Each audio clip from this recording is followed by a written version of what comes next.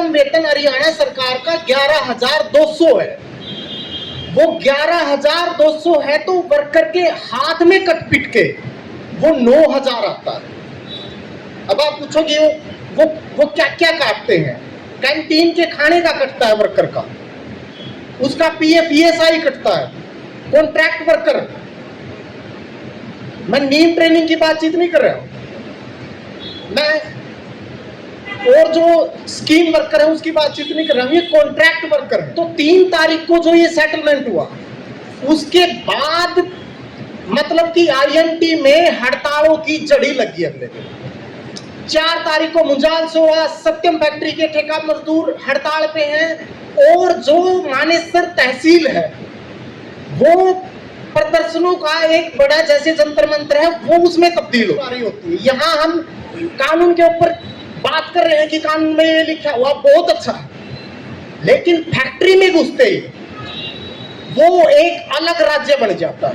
वहां पे भारत सरकार के कोई श्रम कानून काम नहीं करते, वहां पे उस फैक्ट्री मालिक का आदेश काम करता है।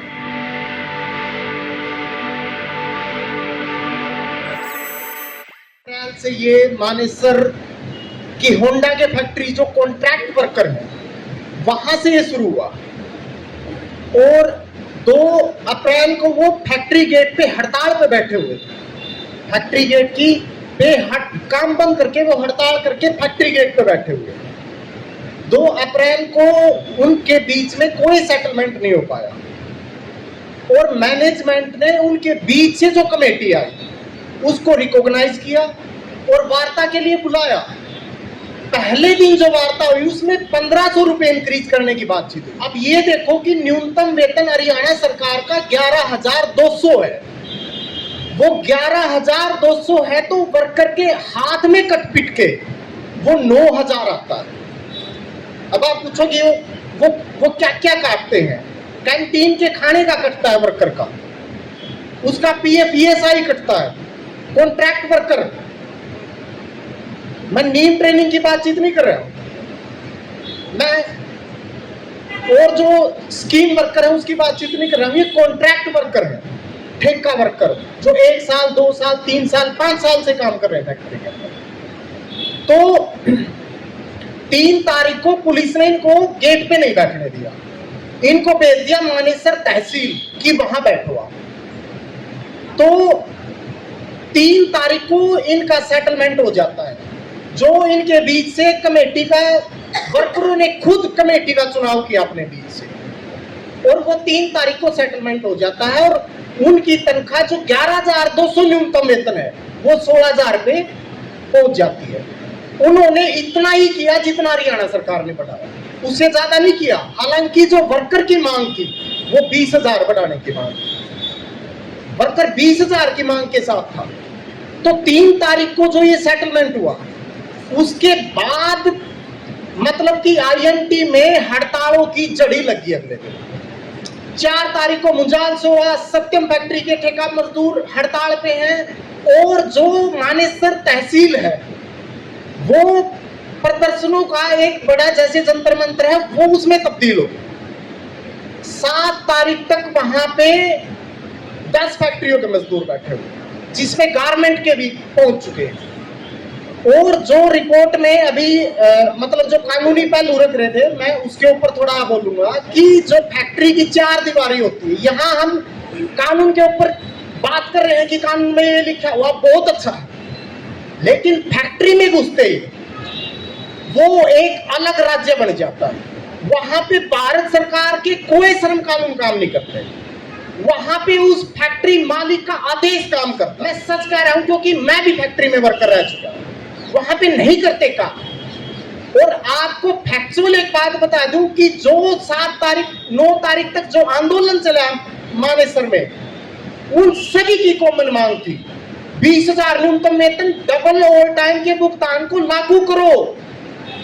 जो नेगोशिएशन में बैठे हुए हैं, लेबर डिपार्टमेंट से बैठे हुए हैं, पुलिस प्रशासन से बैठे हुए हैं, मैनेजमेंट बैठी हुई है, उसमें एक मांग कॉमन उठ के आ रही है कि जो डबल ओवर टाइम का प्रोविजन है उसको लागू करो। मतलब कि लेबर डिपार्टमेंट, पुलिस प्रशासन फैक्ट्री मैनेजमेंट उनके सामने बैठी हुई है और उसके सामने वर्कर कह रहे हैं कि जी डबल ओवर टाइम की मांग है, ये लागू नहीं कर रहे हैं, सिंगल ओवर टाइम दे रहे हैं। ऐसे में तो तुरंत अनफेयर लेबर प्रैक्टिस की कार्रवाई करके मालिकों को जेल में डाल देना चाहिए था। लेकिन हुआ क्या? उल्टा मजदूरों को ही जेल में डाला। अनफेयर लेबर प्रैक्टिस की कार्रवाई बनती है कि आप जो 1948 के फैक्ट्री एक्ट में लिखा हुआ है और लेबर कोड में भी आप डबल ओवर टाइम के प्रावधान को लेकर आ रहे हैं, उसमें उसके ऊपर कार्रवाई करनी चाहिए थी। हर फैक्ट्री का वर्कर जो भी वहां पे नेगोशिएशन में जा रहा है वो यही मांग उठा रहा है कि जी सिंगल ओवर टाइम दे रहे हैं, और वर्कर को ही कन्विंस किया जा रहा है कि कोई नहीं, बातचीत चल रही है, कर देंगे। मतलब उसको कोई फैक्ट्री मालिक को पुलिस प्रशासन और लेबर डिपार्टमेंट बैठ के वो ये तक नहीं कह रहा है कि भाई तू ये क्यों नहीं दे रहा है, ये तो कानूनी प्रावधान है ना, आप इसको तुरंत लागू करो इमीडिएट। तो मतलब ये एक तथ्य सामने आया कि उनके सामने ही वो मना कर रहे कि नहीं दे पाएंगे। जब होंडा का सेटलमेंट हो गया तो जो बाकी फैक्ट्रियों की जो नेगोशिएशन कमेटी बनी थी, उस कमेटी को साफ तौर पे बोल दिया कि हम 11,000 से ऊपर नहीं दे पाएंगे, हम डबल ओवर टाइम नहीं दे पाएंगे। ये वहां पे नेगोशिएशन की बातचीत, और लेबर डिपार्टमेंट के सामने मना कर रहा है मैनेजमेंट, और दोषी कौन बना दिया फिर वर्कर कि वर्करों ने उपद्रव किया। तो जो कॉन्ट्रैक्ट वर्कर का इशू है, मैं बैंक सोनिका यूनियन का भी जनरल सेक्रेटरी हूं, और हमने 2023 में कॉन्ट्रैक्ट वर्कर को अपनी यूनियन का मेंबर बनाया, उसको मेंबरशिप दी कि उसकी कलेक्टिव बार्गेनिंग का राइट उसको प्राप्त हो। और ये कोई एहसान नहीं है किसी भी यूनियन का, उसका अधिकार है। जब तक उसको अधिकार प्राप्त नहीं होगा तब तक वो लड़ नहीं सकता मैनेजमेंट के सामने। और अकेले की कॉन्ट्रैक्ट वर्कर एकजुट होगा, परमानेंट वर्कर एकजुट होगा, आपकी नीम ट्रेनिंग एकजुट होंगे, तो उसको एक यूनियन में संगठित करने के हम प्रयास करते हैं। लेकिन पंजीकरण ही रद्द कर दिया यूनियन का, ट्रेड यूनियन रजिस्ट्रार ने, ये बोल के कि आप ये काम नहीं कर सकते। क्यों? क्योंकि कॉन्ट्रैक्ट वर्कर बनाया इसलिए है कि वो परमानेंट से अलग हो सके, उसके कोई अधिकार नहीं है। क्यों नहीं है जी अधिकार? वो फैक्ट्री में काम करता है, उसके उतने ही अधिकार हैं जितने परमानेंट एम्प्लॉय के हैं। 240 दिन का कानून है कि 240 दिन किसी भी कॉन्ट्रैक्ट वर्कर को काम करते हुए हो जाए मशीन के ऊपर, तो वो परमानेंट होने का हकदार है। लेकिन ये सिर्फ कानून में है, ये अच्छी बात है। फैक्ट्री के भीतर एक अलग स्टेट है, और उस स्टेट के खिलाफ जब मजदूर एकजुट होकर लड़ाई लड़ता है, वो तभी हासिल करता है ये कानूनी अधिकार। और यही मजदूरों ने आंदोलन में करके दिखाया कि हरियाणा सरकार ने 8 तारीख को घोषणा करनी पड़ी, और वर्कर का कॉन्फिडेंस देखिए मालिकों के ऊपर।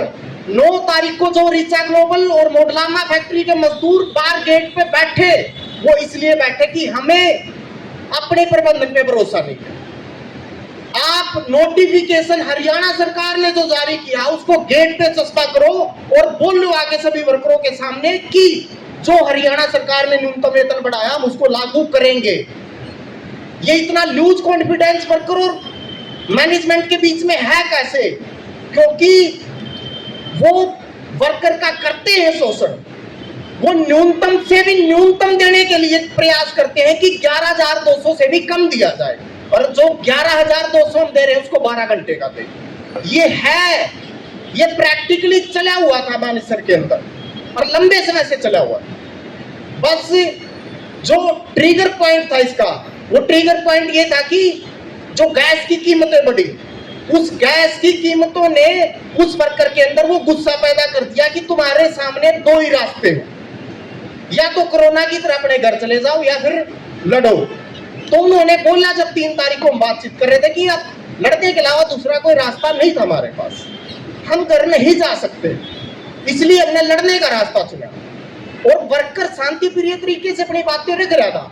9 तारीख को जो घटनाक्रम हुआ है, वो जो गुस्सा था वर्कर का, वो तोड़ फोड़ में नहीं निकला है। वो गुस्सा जो फैक्ट्री गेट पे बैठा है और प्रबंधन को बोल रहा है कि हमें आपकी बातों पे भरोसा नहीं है, नोटिफिकेशन चिपकाओ और आश्वासन दो यहाँ आके कि हाँ हम लागू करेंगे। वो गुस्सा था क्योंकि उसको पता है ये लागू नहीं कर रहा है। इसने 11,200 भी नहीं दिया, ये भी नहीं देगा। और ये साबित भी हुआ। जैसे हरियाणा सरकार ने घोषणा की तो जो मैनेजमेंट की एसोसिएशन है उसने बोला, बकायदा एमएसएमई ने बोला कि हम ये 5,000 का इंक्रीमेंट वर्कर को नहीं दे सकते। ये देखिए, एमएसएमई ने भी बोला बकायदा कि हम नहीं दे सकते वर्कर का। तो जो अब जो चुनौती है वर्कर के सामने कि जो ये कॉन्ट्रैक्ट वर्कर के पूरे नॉर्थ इंडिया में मूवमेंट उठा है और उसी का प्रभाव है कि साउथ के अंदर कर्नाटका, तेलंगाना में भी उनकी राज्य सरकारों ने न्यूनतम वेतन बढ़ाना पड़ा। ये इसी का प्रभाव है। तो जो ये बात है कि कॉन्ट्रैक्ट वर्कर वो संगठित नहीं है फैक्ट्री के अंदर, वो यूनियनाइज नहीं है, ये बात सही है। और ये लंबे समय से ट्रेड यूनियनों के लिए कोई चिंता का विषय नहीं रही है कि उसको संगठित किया जाए। सारा फोकस परमानेंट के ऊपर रखा। कॉन्ट्रैक्ट वर्कर को जैसे ही हमने यूनियन का मेंबर बनाने के प्रयास किए, किसी ने भी सपोर्ट नहीं किया यूनियन ने, जो परमानेंट ऑफ यूनियन है, कि भाई ये अच्छी बात है। और हमने अपने जो अब हमले हो रहे हैं लेबर कोड के खिलाफ, उसमें मजदूरों की फैक्ट्री की वर्गीय एकता ही इसको पीछे धकेल सकती। इसका बोध उस वर्कर को कराना, ये हमारा काम बढ़ता है। अब फैक्ट्री स्तर पे जो कॉन्ट्रैक्ट वर्कर के ये आंदोलन उठे हैं, दमन की एक बात है कि दमन हुआ है, उसका प्रतिकार भी हुआ।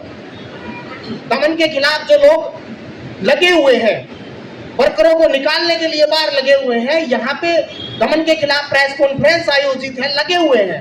लेकिन उससे भी बड़ा टास्क कि ये जो संघर्ष उठा है, मजदूर वर्ग ने पीछे हटने पे ब्रेक लगाया है। काफी चर्चाएं हो रही थी कि मजदूर कुछ नहीं सुन रहे, पर्चा बांट रहे हैं, कोई बातचीत नहीं कर रहे। जो ये ब्रेक लगाया है, अब वो पीछे हटना बंद कर दिया उसने, वो लड़ाई के मैदान में आ गया और उसने दस्तक दी है। और कम्युनिस्ट घोषणा पत्र में जो मार्क्स ने बड़े पहले समय लिखा हुआ था कि शासक वर्ग को मजदूर वर्ग के फैसले कांपने दो, उसने कपाया उसको, उसने दिखाया है। और वो जो रिएक्शन है स्टेट का कि वो मजदूरों को पे और आतंकित करना चाह रहा, दिखा रहा है, लेकिन उसके बावजूद भी हड़तालें हुई हैं। गिरफ्तारियों के बावजूद भी मजदूरों ने हड़तालें की हैं। मानेसर के अंदर आज भी एक फैक्ट्री यूनियन का धरना लगा हुआ है, क्योंकि उसके सामने लड़ने के अलावा दूसरा कोई विकल्प मौजूद नहीं है। तो इसको समझना होगा कि जो ये चैलेंज है कि ये वर्ग संघर्ष किस ओर इशारा कर रहा है। हम इसको वर्ग संघर्ष का अंग मानते हैं या नहीं मानते, या केवल इसको आर्थिक संघर्ष के तौर पर देखते हैं, इसको हमने समझना पड़ेगा। और ये किस ओर इशारा कर रहा है कि मजदूर वर्ग ने जब एक वर्ग के तौर पे दस्तक दी है तो शासक वर्ग डरा, उसने फीस बढ़ाई है 20% उसने यूपी में बढ़ाना पड़ा, उसके बावजूद भी, दमन के बावजूद उत्तराखंड में भी बढ़ाना पड़ा, तेलंगाना में भी बढ़ाना पड़ा। अब आगे जो चैलेंज है कि इसको हम संगठित कैसे करें, इस मूवमेंट को आगे कैसे बढ़ाएं, ये हमारे सामने चुनौती है। समय का मैं साथियों इसी के साथ इंकलाब जिंदाबाद, दुनिया के मजदूर।